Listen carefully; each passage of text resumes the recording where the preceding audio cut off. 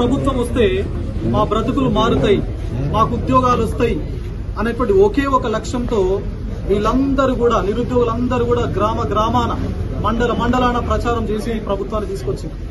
మరి తీసుకొచ్చిన తర్వాత ఏం జరుగుతుందో తెలంగాణ సమాజం మొత్తం చూస్తా ఉన్నది, ప్రతి అంశాన్ని గమనిస్తా ఉన్నది. 2 లక్షల ఉద్యోగాలు మొదటి సంవత్సరంలోనే ఇస్తామని చెప్పేసి ప్రభుత్వం అధికారంలోకి వచ్చి 21 నెలలైతుంది, కనీసం ఒక ఉద్యోగం కూడా ఇవ్వలేదు.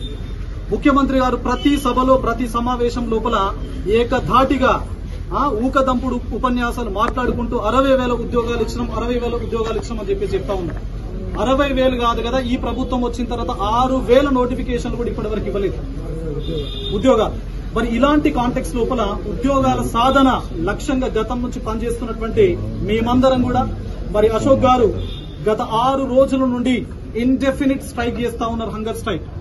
మరి దానిలో భాగంగా తప్పనిసరిగా ప్రతి వ్యక్తి ఈ తెలంగాణ నిర్మాణం లోపల భాగమే, ప్రతి వ్యక్తిని కాపాడుకునేటువంటి ఒక మహోద్భుతమైనటువంటి ఒక ఘట్టం, లేకపోతే ఒక పరిస్థితి ఏదైతే ఉందో అది మేము తప్పనిసరిగా ఒడిసి పట్టుకుంటాం, ఏ వ్యక్తిని మేము కోల్పోం అని చెప్పేసి ఒక బృహత్తరమైనటువంటి మనస్సుతో ఈ రోజు మన మల్కాజ్గిరి ఎంపీ గారు ఈటెల రాజేంద్రన్న గారు వారిని పరామర్శించడానికి రావడం జరిగింది.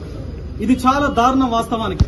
ఇలాంటి దారుణమైనటువంటి కండిషన్లు తెలంగాణ సమాజం లోపల రావడం, దాన్ని పరామర్శించడం అనేది మాకే కొంచెం ఆశ్చర్యకరంగా ఉంది. ఎందుకంటే ఇలాంటి పరిస్థితులు రావద్దని ఈ ప్రభుత్వాన్ని తీసుకొచ్చింది.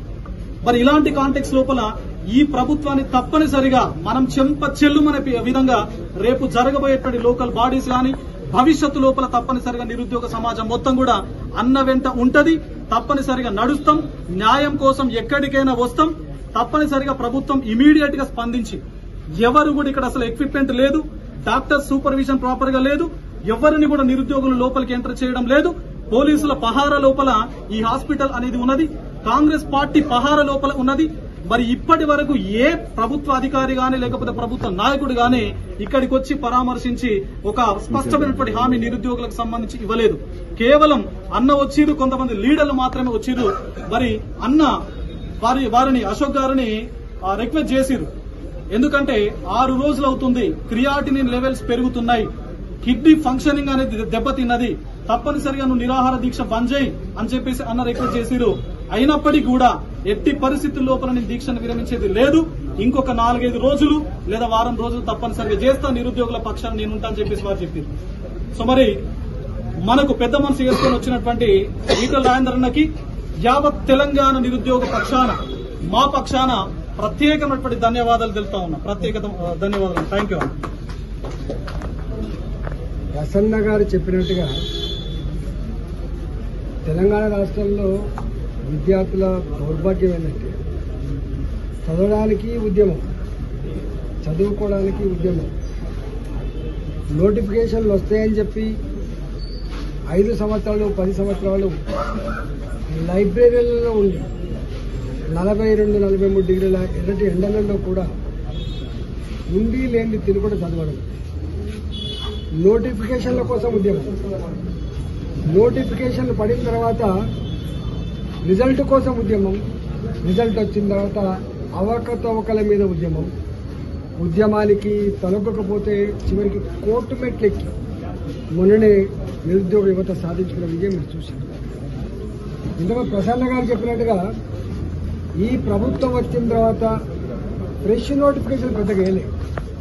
ఇప్పుడు గ్రూప్ 1 ఏ ఎగ్జామ్స్ కోసమైతే నోటిఫికేషన్ ఇస్తామని చెప్తున్నారో ఆనాటి టీఆర్ఎస్ ప్రభుత్వం జీవో నంబర్ 55 ప్రకారంగా 503 ఉద్యోగాలకు నోటిఫికేషన్ ఇచ్చారు. వీళ్ళు 64 ఉద్యోగాలు కొత్తవి కలిపి మళ్ళీ జీవో నంబర్ 29 ప్రకారంగా నోటిఫికేషన్ ఇచ్చారు. ఆ నియామకాలలో ఒకటే సెంటర్లో ఎంతమందికి ఎట్లా మార్కులు వచ్చినాయి, ఎట్లా అవకతవకలు జరిగినాయి, ఈ తొందరలో ఎట్లా 10 సంవత్సరాల కాలం పాటు చదువుకున్న విద్యార్థి కళ్ళల్లో మట్టి కొట్టిందో కోర్టు వేసిన ముట్టకాయలే సజీవ సాక్ష్యం. ఆనాడు ఇంతకుముందు చెప్పినట్టుగా ఆనాడు ఆ ప్రభుత్వాన్ని గద్దెదించినటువంటిది ప్రజలలో అతి ముఖ్యమైన పాత్ర పోషించిన వాళ్ళు నిరుద్యోగ యువత.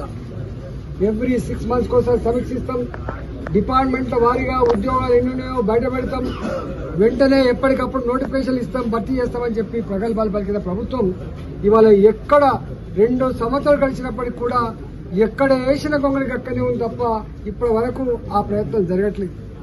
వాళ్ళ రాజకీయాలు చేసుకోవడం కోసం సరిపోతుంది తప్ప ఇచ్చిన హామీల ప్రకారంగా ఎక్కడ కూడా ఆ సమస్యలు పరిష్కరించిన సోయి ఆ కన్సర్న్ ఉన్నట్టుగా లేదు. కాబట్టి నేను అశోక్ షుగర్ పేషెంట్ గతంలోనే అనేక సార్లు నిరుద్యోగ యువకులతో పెద్ద ఎత్తున ఉద్యమాలు చేసిన బిడ్డ. ఆయన 6 రోజులు అవుతుంది ఇలా బ్లడ్ శాంపుల్ తీయనీయకపోతే, గ్లూకోజ్ కూడా ఎక్కనీయకపోతే నీ కిడ్నీలు ఖరాబ్ అయిపోయేటువంటి ఆస్కారం ఉంది, నీ ప్రాణానికే ముప్పొచ్చేటువంటి ఆస్కారం ఉంది. అందరూ కూడా దసరా సెలవులకు ఇంటికి పోయిండ్రు. నీ శక్తి అయితే ఉందో, నిరుద్యోగ యువత ఏవైతుందో వాళ్ళంతా గ్రామాల పడబట్టింది. కాబట్టి ఇది సరైన టైం కాదు. నీ ఆరోగ్యాన్ని కాపాడుకో, బతుకుండి బలసాగు తినవచ్చు, బతుకుండి కొట్లాడాలి తప్ప మనం ఇట్లా చేయొద్దని చెప్పి వారు కన్విన్స్ చేసాం. వారి సత్యమని కూడా మాతో పాటుగా మాట్లాడింది. నేను ఒకటే మళ్లీ విజ్ఞప్తి చేస్తున్నా, అశోక్ లక్షలాది మంది నిరుద్యోగ యువకుల కోసం ఇప్పటిదాకా ఏ ఉద్యమాలు చేసిండో, మొన్నటి కోర్టు మెట్లు ఎక్కే దాంట్లో కూడా ఆయన సహాయశాఖలు ఎట్లా ఉన్నాయో రాబోయే కాలంలో కూడా తప్పకుండా ఉంటాయి.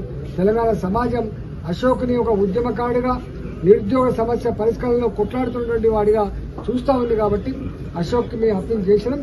కానీ ఆయన ఇంకా ఎక్కడో మా ప్రభుత్వం దిగి వస్తుంది మాట్లాడతానని చెప్పి దాంట్లో ఉన్నాడు.